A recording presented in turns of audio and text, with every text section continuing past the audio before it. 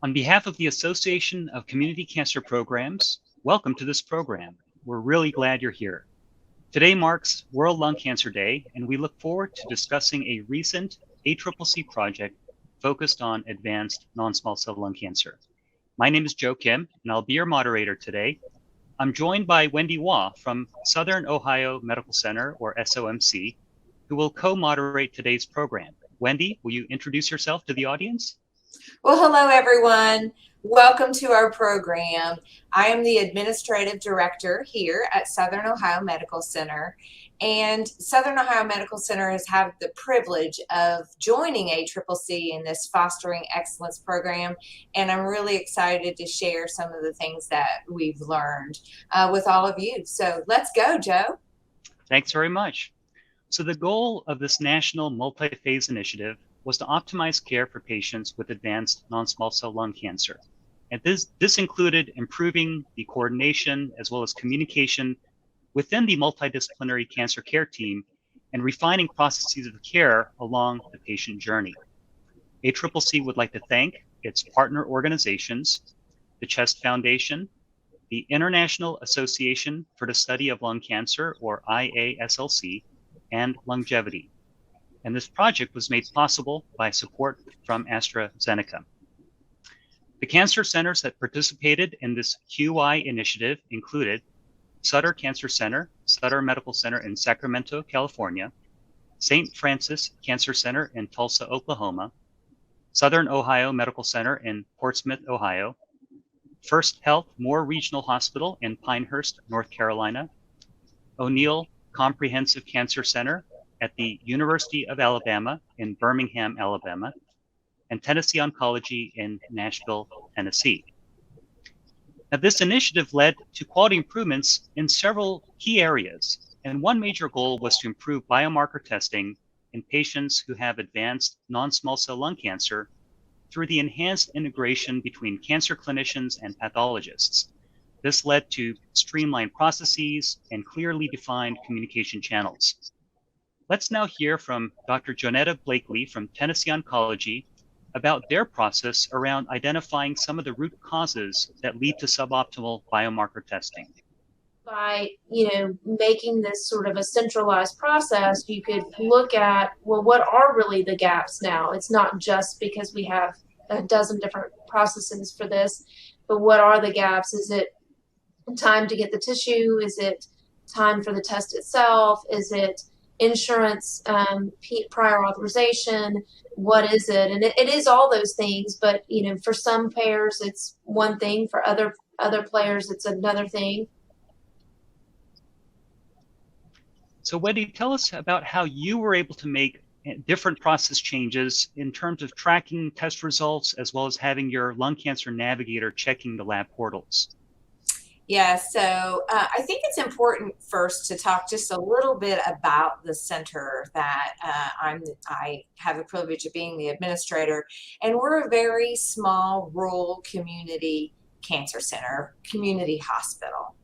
And so we have a small group of lung health navigators who, okay, so biomarker testing is new for us all, right? I mean, in the last 5 years, we've all had to try to figure out how we're going to get these reports in front of our physicians so that we can make a real difference in the patient's care. And what we noted is physicians were ordering biomarker testing, but they were not necessarily getting the results, getting timely results, and getting that as an actionable item to the patient. So by getting involved in this program, we first did an analysis of just how long is it taking us to order the test, get the test result, and get this on the road for the patient if there's an applicable change in their treatment plan. And what we found, Joe, is that we had a lot of work to do.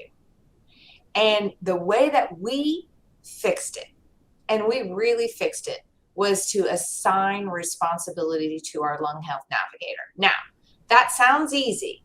It's not as easy as I just made it sound. So we had to first work with the companies and get a portal set up. Then when we would get a portal result, we made sure that the lung health navigator and a backup got an email saying that there was a result available. When that email came, it was the lung health navigator's responsibility to go into the portal, download the report, review the report, get it to the physician's inbox, and I don't mean email inbox, I mean the electronic inbox, so that they could review it. And then the navigator was also looking, when is this patient's next appointment? Do I need to move this appointment up? So what could we do to reduce those days in not only just the order result, what does the result mean, and the patient appointment? So lots of things we did. Yeah, no, it's great to hear. And I know that as part of this project, we mapped the process. We really engaged so many different people within the team. And I know that you also worked to reduce variability in the ways as well as the different types of tests that are possible to order. For example, there's tissue testing, there's the use of NGS or next-gen sequencing, also liquid biopsy. All these things were changing at the time. So can you talk a little bit around reducing some of that testing variability? So early on, we decided just to use one testing company. And again, I want to focus, we're a rural community cancer center, so we weren't doing the testing ourselves. So I recognize that some of you out there may have in-house testing and different platforms. So we were using outside testing companies, and we decided to go with tissue only, as that was the gold standard. And we were only reflexing to blood if there wasn't significant tissue to get the result. So that was something that we have since expanded to more than one company. But again, you've got to get somebody responsible, you've got to get the portal, and you've got to get that rolling. So I'm all about trying to simplify the process as much as possible, taking it down to a few patients and a few people who own the process, testing that, see how that works, and then applying it larger. So now we have expanded to more than one testing company. We're still using tissue, Joe, and we haven't quite reflexed all the way to blood yet. Our oncologists have not really made that transition. Great to hear. Well, we know that when it comes to biomarker testing, there are so many things that are happening in the landscape. So keeping up with the latest science, as well as the guideline updates, I think that's what we're all expected to do. But of course, in busy clinical settings, that can be quite a challenge. So it's great to hear about your experience. And we also look forward to getting questions from the audience towards the end of today's broadcast to be able to have some further discussions on this topic. So moving on, we also had several cancer centers that focused on the improvement around the identification and management of treatment-related adverse events. especially around patients who receive immunotherapy. So let's now hear from the team at the University of Alabama who work to improve the identification and management of these immune-related adverse events, or IRAEs, as they're sometimes called. Here's Dr. Devika Das describing their journey. Something that we found was immune therapy is a backbone of lung cancer treatment these days. And as we met with our sort of multidisciplinary group that included primary care, ER physicians, trainees, we quickly realized that there was a big knowledge gap in terms of the understanding of how immune checkpoint inhibitors are very different from regular chemotherapy and come with their own set of side effects that are unique. So I think that was a big revelation for us as we went through the various steps of process improvement. Now, Wendi, I know that at your hospital, you worked with your emergency department as well as your information technology, the IT folks, to just better understand like which of your lung cancer patients were going to the ED, how often were they going? Can you tell us about that journey as well as what you uncovered along that way? Yeah, so and I know we're going to talk a little bit more about it, but I think it's important to talk about it right now, is that at the time we were part of the oncology care model. And as you know, Joe, that oncology care model finished up December of 2021. And there's a new model in EOM, Enhancing Oncology Model, that I think many of us probably in the audience are considering participation. But one of the initiatives with the oncology care model was, of course, to reduce those ED admissions and reduce inpatient admissions. So we started looking at this pretty quickly, and I will tell you that I learned from others on opportunities just like this. Mm-hmm. Just trying to hear what other people were doing to solve problems. And I honestly can't put my finger on exactly who I heard or who I heard talking about it, but there was a group that had gone to their IT department and actually asked them if they could run a report by diagnosis, by patient, and see which patients of theirs were actually visiting the emergency room. And they were the lung cancer patients. And I got the idea. I thought, wow, well, we're small. Why can't my IT department do that for us? So that was the very first thing I did, is just pick up the phone and say, hey, I'm looking for a report of these patients. And I was able to generate a report in my system of the active lung cancer patients. And I said, hey, can you tell me, have any of these patients visited the ED in the last 90 days? And that sort of gave me this springboard to start looking at who are the patients and why were they going to the ED and what could we do about it. So again, if you're a large metropolitan area and you're working with many emergency departments or urgent care, that might be a little bit more difficult for you to get which of your patients are going where.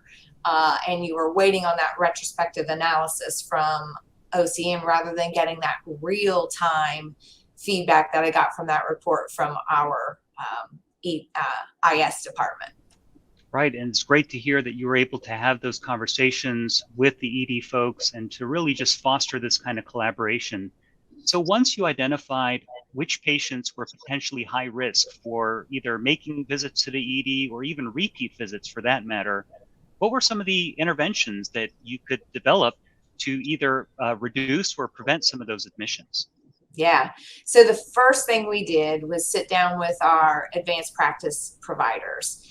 These advanced practice providers were doing new medication teaching with every new lung cancer patient that we onboarded.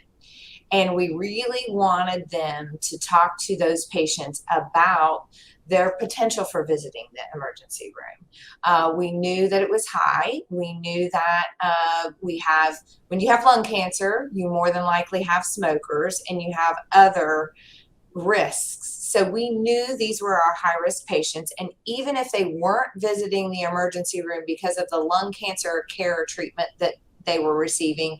They might visit the emergency room for other symptoms or related or unrelated health concerns. So we really wanted our advanced practice providers to lay down a foundation that said, I'm here for you. We want to do acute care for you. We would want you to call us first, and we will triage whether or not you need to go to the emergency room. Then we gave them a card that we asked them to carry in their wallet that said, if you don't get a hold of one of us, or we do direct that you visit the emergency department, take this card and present it at the emergency room so that they know that you're under active cancer care, because we want that provider to call us.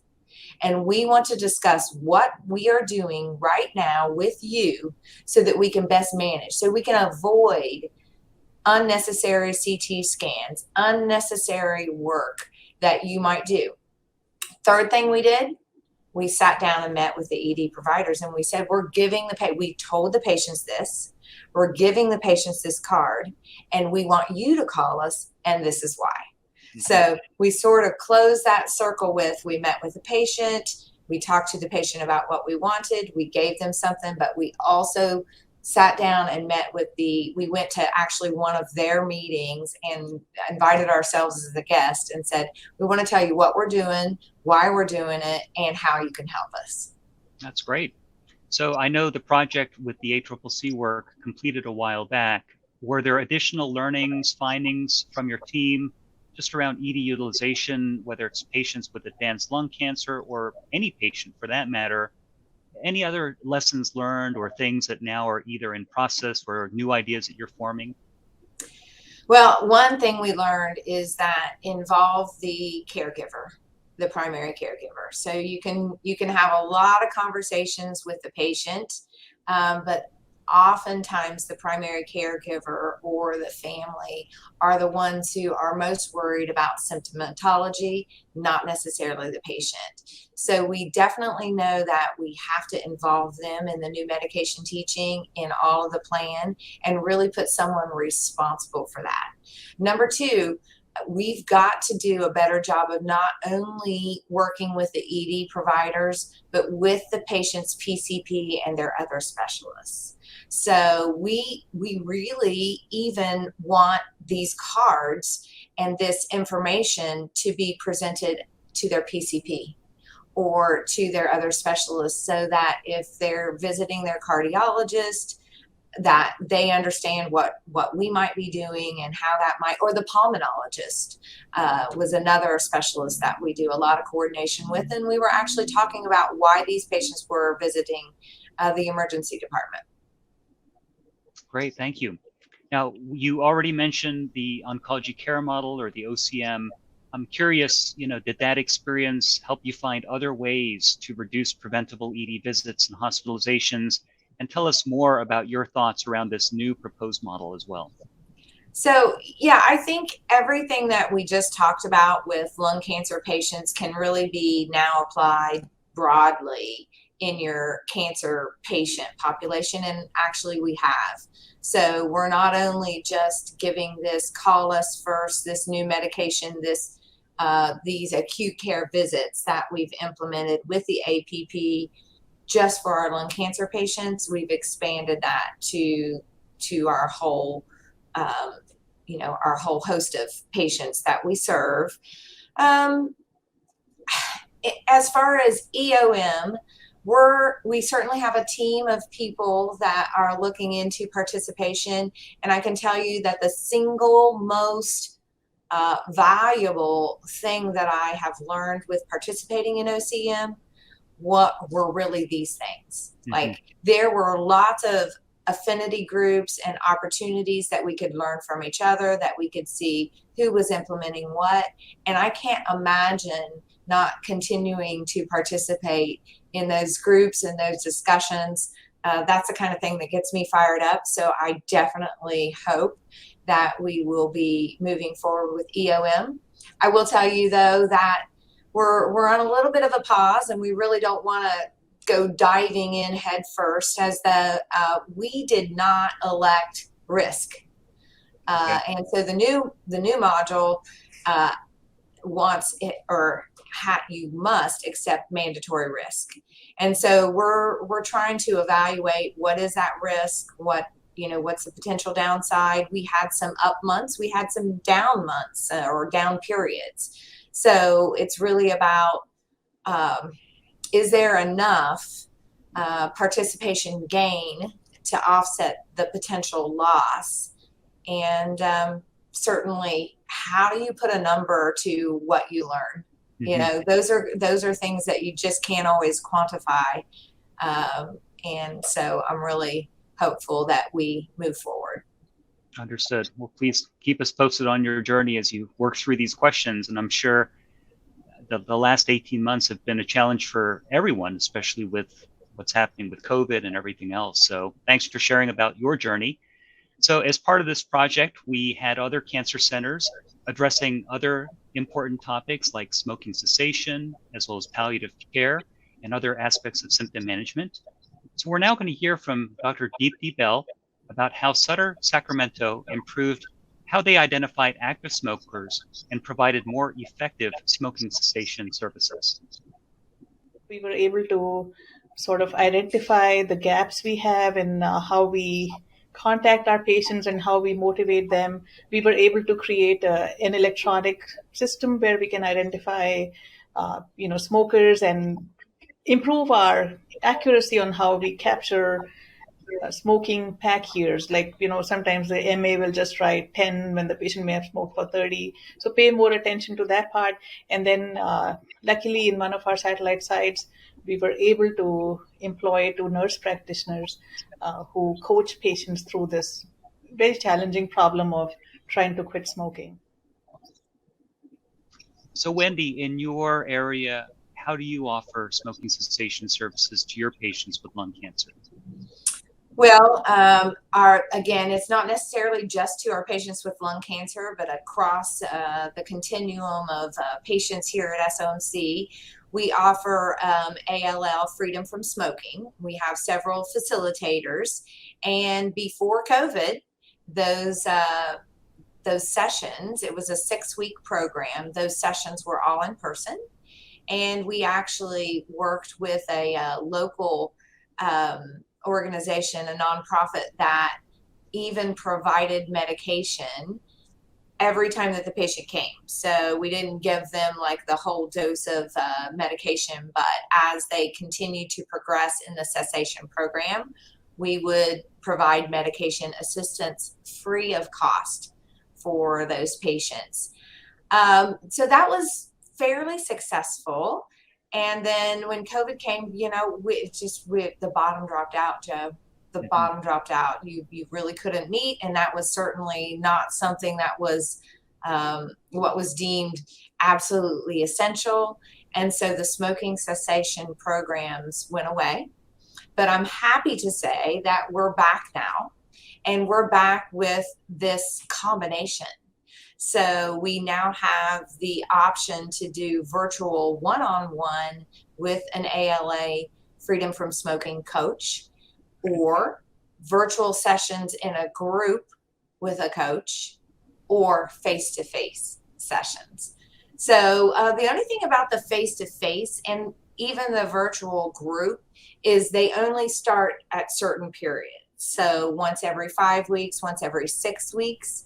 And I think it's like anytime you want to change something in your life, when you're ready, you're ready.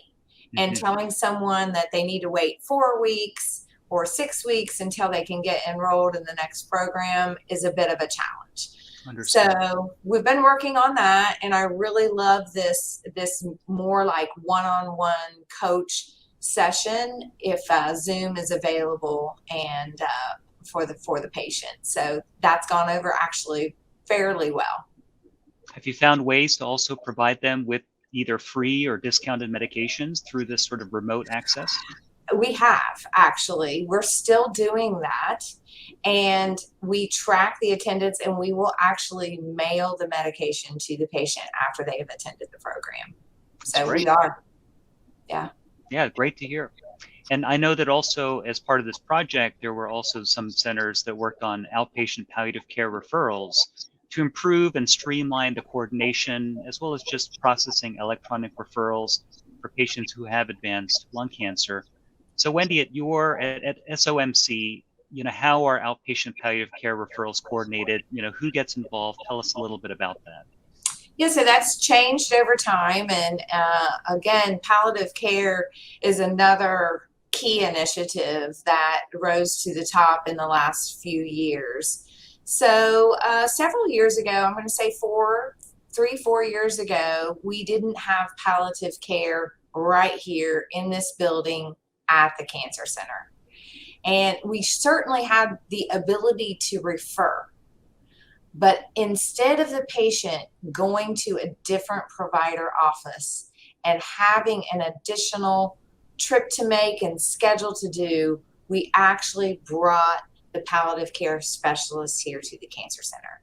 So they would see the oncologist. The oncologist might identify a need for them to see palliative care, and they would see palliative care in the same building. In fact, in the same host of exam rooms, so they might just need to walk next door. So we really integrated the palliative care specialist into the care. So we did that first. And then the second thing, the magical thing that happened is this palliative care specialist also became the advanced care provider who was doing our new medication teaching. So bridging and establishing that relationship early with palliative care. And I like to think of palliative care as supportive care. So it doesn't mean that this patient has a stage 4 diagnosis. It might just mean that I am a 39-year-old mother with 3 children in school, and right now I need some additional support. I might need some additional acute visits, some new medication.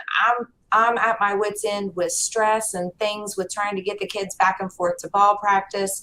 And it doesn't mean that they're involved in the patient's care on an ongoing or even bridging to hospice. It just means I need additional supportive care at this juncture in my transition or in my treatment plan.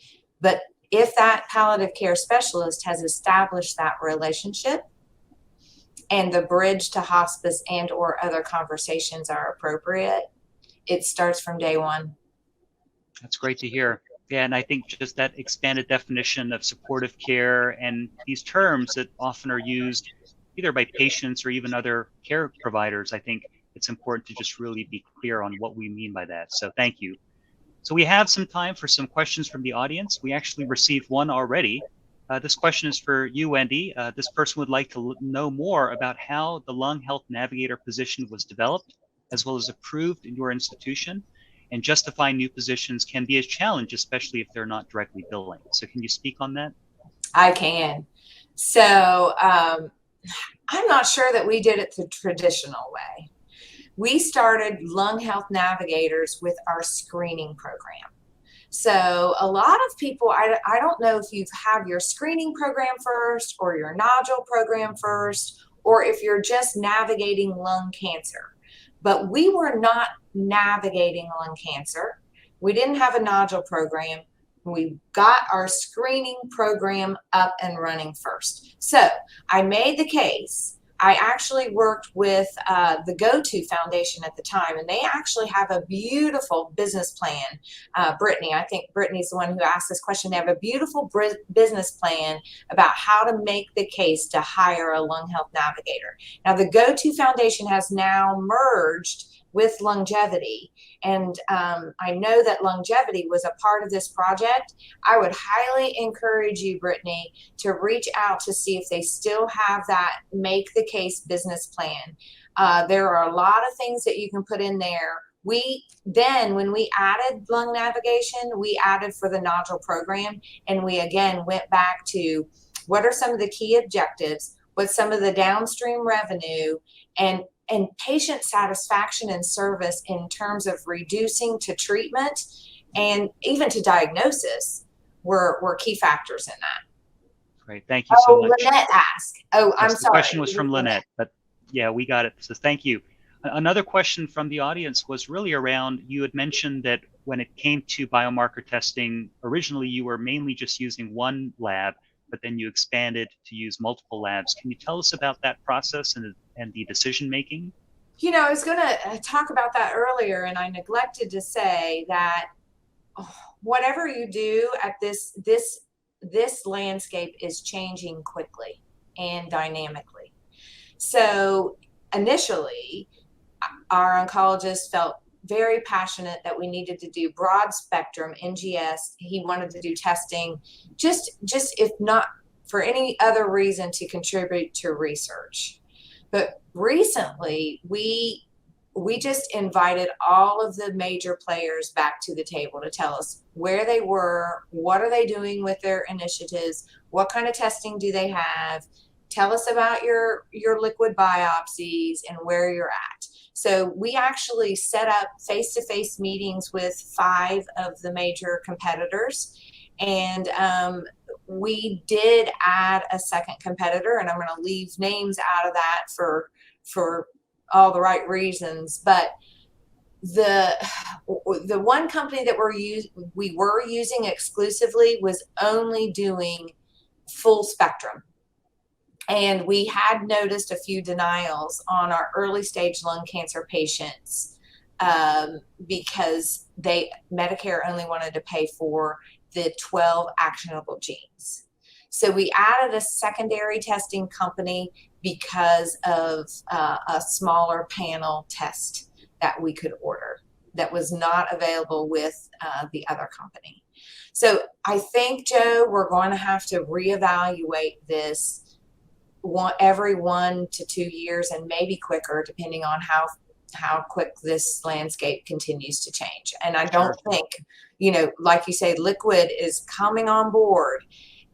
Our oncologist didn't feel like we're ready to make that switch and that the science had the data to make the switch, but it's coming soon. So we're going to have to continue reevaluating this. Yeah, and I know as part of this project, there were many hospitals that really dramatically increased their use of liquid biopsy, especially because they were getting so often that quantity not sufficient with the small biopsies.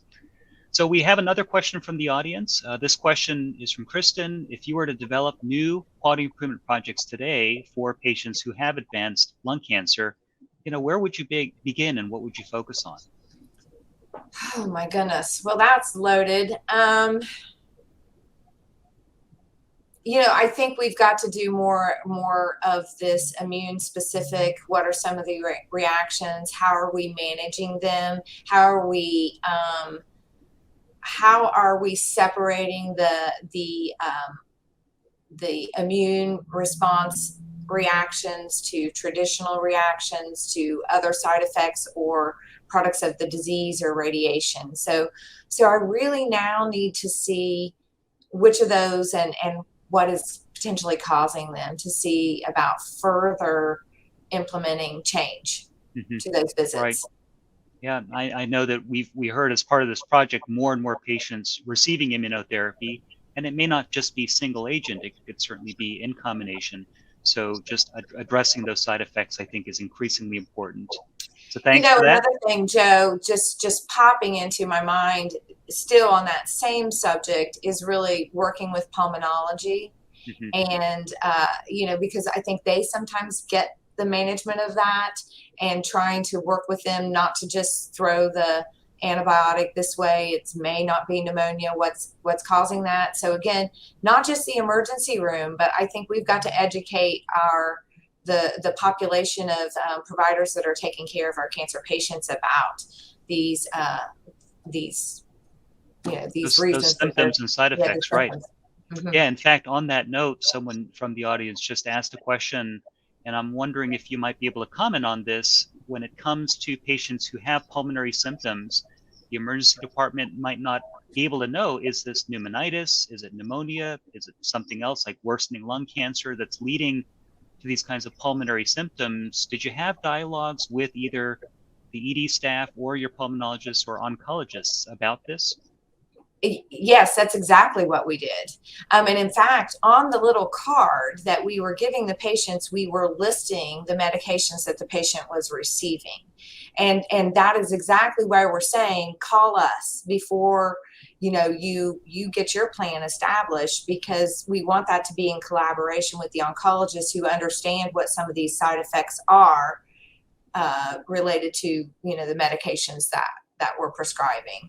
So I just think it's just reinforcement that it takes the whole team, the advanced providers, the pulmonologists, the ED physicians, the oncologists, and how will we, or can we, what kind of platforms support talking about this so that everybody's on the table. I know that the current ACCC president is really talking about that, like how can we use technology to move that forward. And I think that this is one of the ways that we've got to figure out how we have this little quick team chats about these patients and these things before we apply a treatment plan. Right. The need to be nimble as well as to be adaptive and all of these things. Now, I know we briefly talked about COVID and the impact it had on things like smoking cessation. Can you talk to how it impacted care just in general for your for your cancer patients, and how that might be changing over time? So Joe, I don't know if you remember this or not, because you and I worked so closely together on this project, and we would have some calls. And I remember one of the quarters that I was reporting our ED visit rate during COVID. And I said, we got nothing, Joe. Like, our ED visit rate was like 1 or 2%. Mm-hmm. And I said, I know it's from COVID, but if we can do it for COVID, why can't we do it when we're not in COVID? If those patients were managed, somehow we managed them, right? Somehow they weren't visiting the emergency room because they were afraid to go to the emergency room. So why, if we could get 1 to 2% down at that time, why can't that be real? Mm-hmm. I knew it was because of COVID and not because of the actions, because we hadn't had enough time for those actions to see the result. But I think it really threw a challenge our way. Yeah. To say, why aren't we? Why can't we? If we can do it then, why can't we do it now? I mean, I think the cancer community has really learned so much from the COVID experience, and it's not over yet, but I think certain changes, use of telehealth as well as remote patient monitoring, so much is happening now, I think, to just better engage patients at home as opposed to having them coming into the hospital. So definitely, I think it's hard to remember some of those early COVID days, but absolutely. So in terms of just other last thoughts as we get ready to wrap up, when it comes to patients with advanced non-small cell lung cancer, their care is very complex, as you said, a lot of comorbidities. I'm just curious to see if you've got any other ideas or thoughts that you'd like to share with the audience. Again, I think the thing about QI, quality improvement, whether you're improving the days to diagnosis or you're improving the ED visit, or you're working on a process like biomarker testing, I think you simplify, Mm-hmm. right? Make it simple.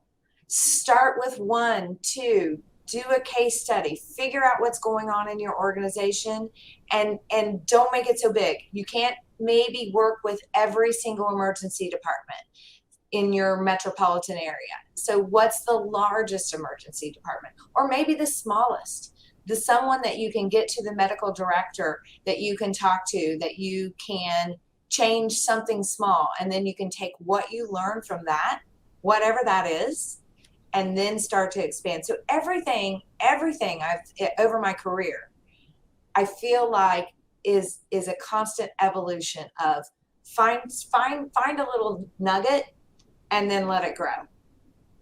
Right. Yeah, no, it's a great point.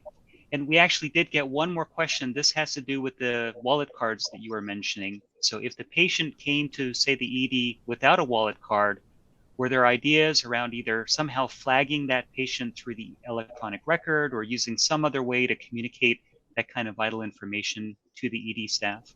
Rafetta, what a great question. And I think, again, we should be using the technology platforms to do that.